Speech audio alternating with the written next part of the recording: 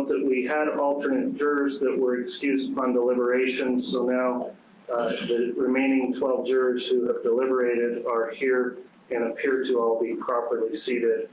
Will counsel stipulate that the jury is all present and properly seated from the state? Yes, Your Honor. Will the defense will stipulate? Yes, Your Honor. All right, at this time, the court will inquire then from the jury. Has the jury reached a verdict? Yeah. Very well. If you have the verdict form, I'd ask the bailiff bring that over here and we'll have it brought to the clerk to be read.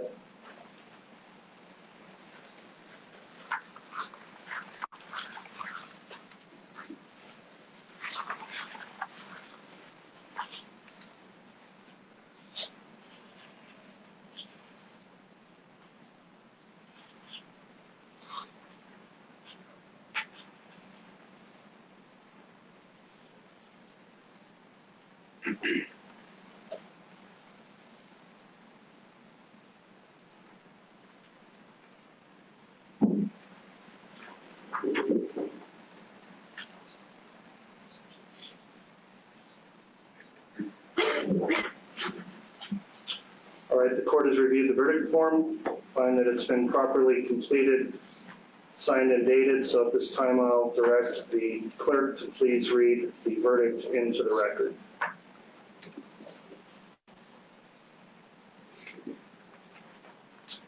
The defendant would please rise.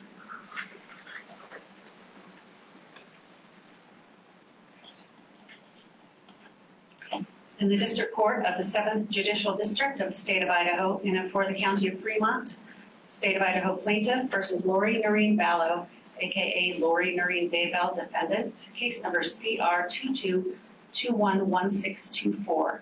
Verdict. We, the jury, duly impaneled and sworn to try the above entitled action for our verdict, unanimously answer the questions submitted to us as follows. Question number 1. In regards to count 1 of the amended indictment, is Lori Noreen Vallow not guilty or guilty of conspiracy to commit first-degree murder of Tylee Ryan and grand theft by deception? Answer, guilty. Question number 2. In regards to count 2 of the amended indictment, is Lori Noreen Vallow not guilty or guilty of first-degree murder of Tylee Ryan? Answer, guilty.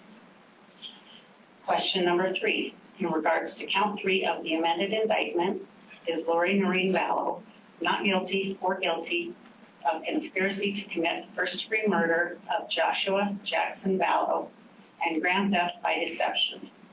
Answer, guilty. Question number 4.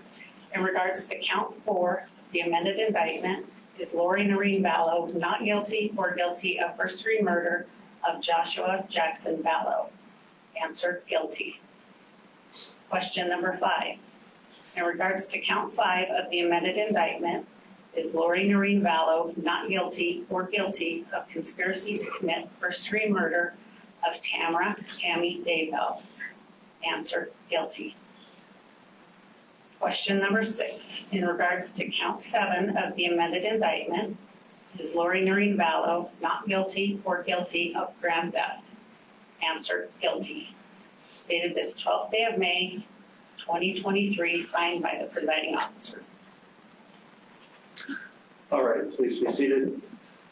Madam Clerk, thank you for reading the verdict into the record. At this time, let me just inquire of the jury, is this in fact your true and correct verdict? Yes. Yes. Thank you. Let me ask now from counsel, does the state wish to have the jury polled? We do not, Your Honor. Does the defense wish to have the jury polled? Yes, Your Honor. Okay, the jury will be polled at this time. Madam Clerk, if you would please indicate only by juror numbers of each of the jurors if this is their true and correct verdict individually. Juror number 4, is this your true and correct verdict? Yes, it is. Juror number 5, is this your true and correct verdict? Yes. Juror number 6, is this your true and correct verdict? Yes. Juror number 8, is this your true and correct verdict? Yes. Juror number 9, is this your true and correct verdict? Yes. Juror number 10, is this your true and correct verdict? Yes. Juror number 11, is this your true and correct verdict? Yes. Juror number 12, is this your true and correct verdict? Yes. Juror number 13, is this your true and correct verdict? Yes. Juror number 14, is this your true and correct verdict? Yes. Juror number 15, is this your true and correct verdict? Yes. Juror number 16, is this your true and correct verdict? Yes. All right, thank you, ladies and gentlemen of the jury. The court does find it's a unanimous verdict in this case, so I will direct the clerk to record the verdict into the record of this case.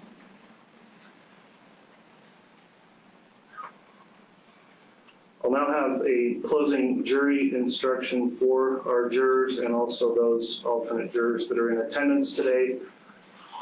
You have now completed your duties as jurors in this case and are discharged with the sincere thanks of this court. The question may arise as to whether you may discuss this case with the attorneys or with anyone else. For your guidance, the court instructs you that whether you talk to the attorneys or to anyone else is entirely your own decision. It is proper for you to discuss this case if you want to, but you are not required to do so, and you may choose not to discuss the case with anyone at all. If you choose to talk to someone about the case, you may tell them as much or little as you like about your deliberations or the facts that influenced your decision. If you decide to discuss the case with anyone, you should be careful to respect the privacy and feelings of your fellow jurors. You should limit your comments to your own perceptions and feelings. If anyone persists in discussing the case over your objections or becomes critical of your service either before or after any discussion has begun, please report that to me. At this time, then, the court offers its sincere thanks to the jurors. I appreciate your patience and attentiveness throughout this lengthy trial. I also thank you again for upholding your important civic duty as jurors in this case. I'd also like to thank the attorneys who tried this case for your professionalism throughout the proceedings and in the pretrial motions that came before trial. At this time, then, the court will discuss briefly sentencing in this case. In Idaho, pursuant to Title 19, Chapter 25, a report is required to be prepared before sentencing called a pre-sentence investigation report. In a typical case, that report takes at least 2 months to prepare. In a case such as this, it will likely take longer. The court will inquire as to a pre-sentence investigator for the time frame required to prepare the report in this case. Upon getting an estimation, then the court will reach out to counsel for determining a date for sentencing. I'll just advise everyone that will likely be, I'm thinking, at least 3 months probably before that sentencing can be scheduled to have the report completed. The court will also advise at this time then, upon conclusion of the proceedings, the defendant will be remanded back to custody of the Ada County Sheriff at this time to be transferred to the Fremont County Sheriff for further proceedings in Fremont County for sentencing. The court will also instruct the clerk to collect any of the jurors' notes pursuant to Idaho Criminal Rule 24.1A. At this time, then, the court will ask that the jurors and any alternates in attendance be excused from the courtroom, and I am going to direct that all in attendance here remain seated until such time as the jurors have been completely exited from the courtroom. And in addition, I'll let the jurors know there is additional information you'll be receiving through the court administration offices on your way out as you leave today. So again, thank you for your service. Court will be adjourned. And Mr. Bailiff, if you could have all rise for the jury. All rise, please.